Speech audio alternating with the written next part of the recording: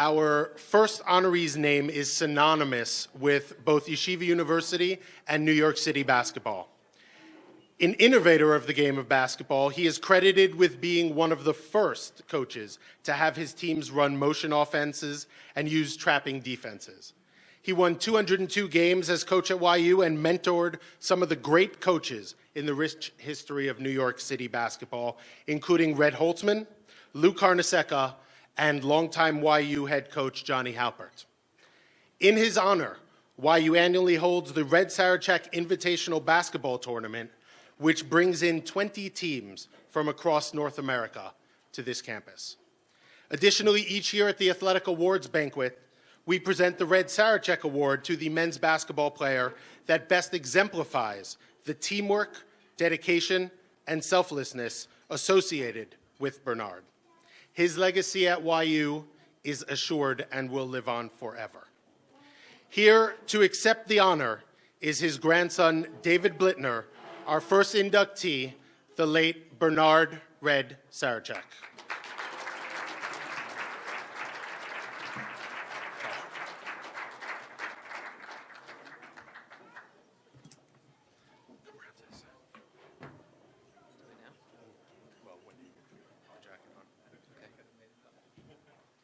I'm going to put this jacket on you.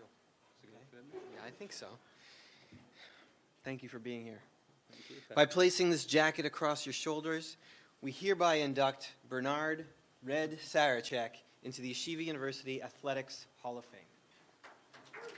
Hold on a second. You want the sleeve too? The buttons are always a problem on a jacket.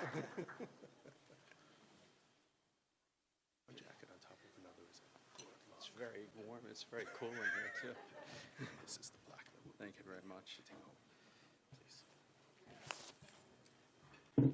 Thank you, everybody.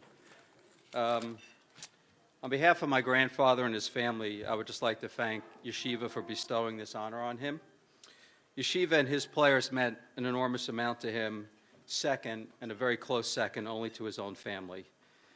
If my grandfather was here today to accept this honor, he would be very proud and touched and extremely sentimental.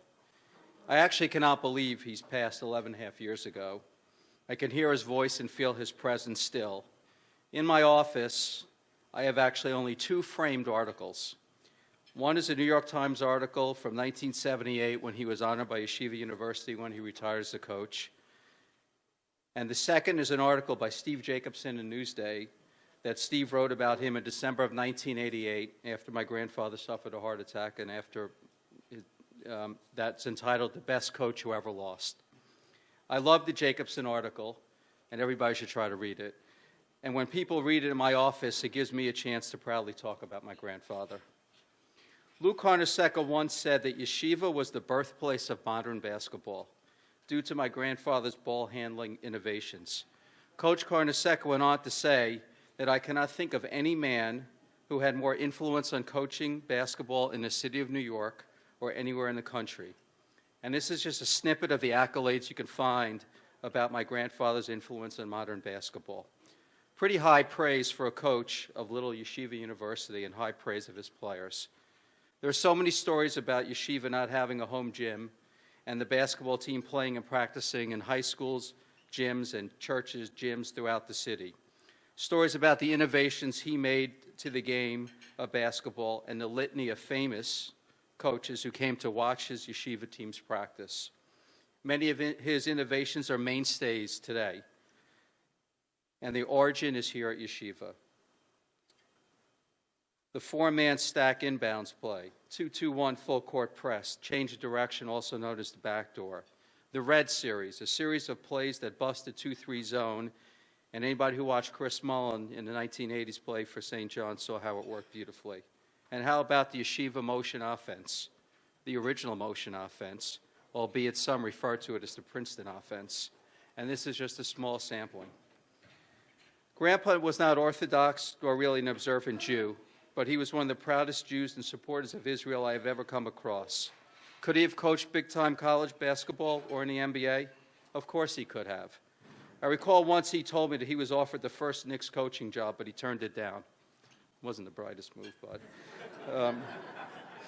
But his commitment to Judaism and being a Jew was part of his core and kept him at Yeshiva. He wanted to provide a place where Jewish student athletes can play competitive basketball with pride and bring pride to the Jewish community at large. And notwithstanding his proclivity to yell, he loved his players dearly, and they equally loved him back. Coach Halpert once said of my grandfather, he'd finish yelling at us in the dressing room, then he'd say, "You guys are the best basketball players in the world. You're mine." And long after he retired, he never forgot his players. They played a significant role in his life. And there was a great article written in South Florida in July 2013 called Locks, Bagels, and Hoops. And it chronicled weekly breakfast clubs my grandfather presided over with his former players and other Jewish basketball players. While he was committed to Yeshiva and Jews, my grandfather's influence crossed religious and racial lines. In the 1940s, he coached 3 teams, and for a time, 3 of them concurrently: Yeshiva, Scranton of the American Basketball League, Herkimer of the New York State League. The story most people tell from this time is when he coached Scranton and Herkimer to a championship game that they were supposed to play each other in. That didn't work out too well for him, and he got fired by both teams.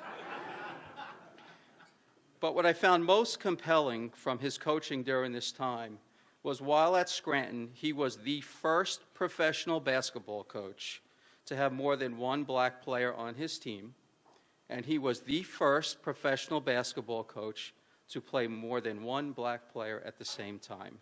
He actually played 3: Dolly King, Sweetwater Clifton, and Pop Gates. And most everybody knows about his connection with Luke Condorcet and St. John's. He mentored Coach Condorcet for years and spent tons of time at St. John's.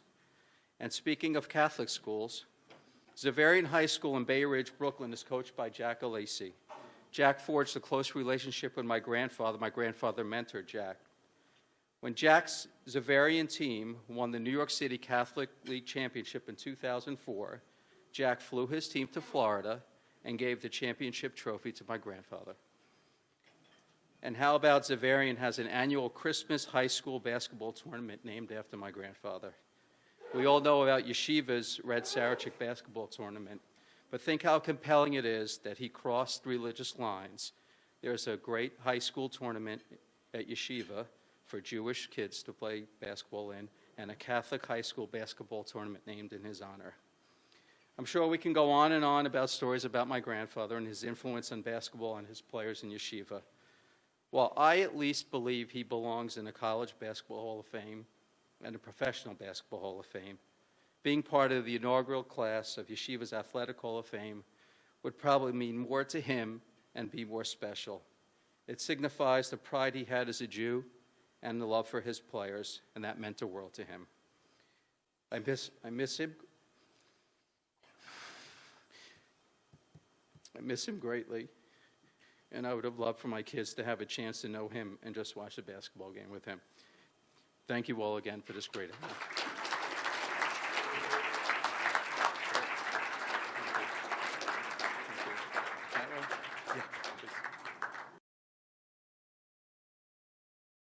I'm happy to speak on behalf of my grandfather, Red Sarachek. This honor would be very special to him since Yeshiva and his players meant a great deal to him and always a key part of his life. He always wanted a place for Jewish men to be able to play competitive basketball and be students and also embrace their Judaism. I know this would have been one of his proudest moments to be part of this, especially to be part of the inaugural class and see a lot of his former players. So on behalf of his entire family, I'm happy to accept this, and it's a great honor for him and for also us.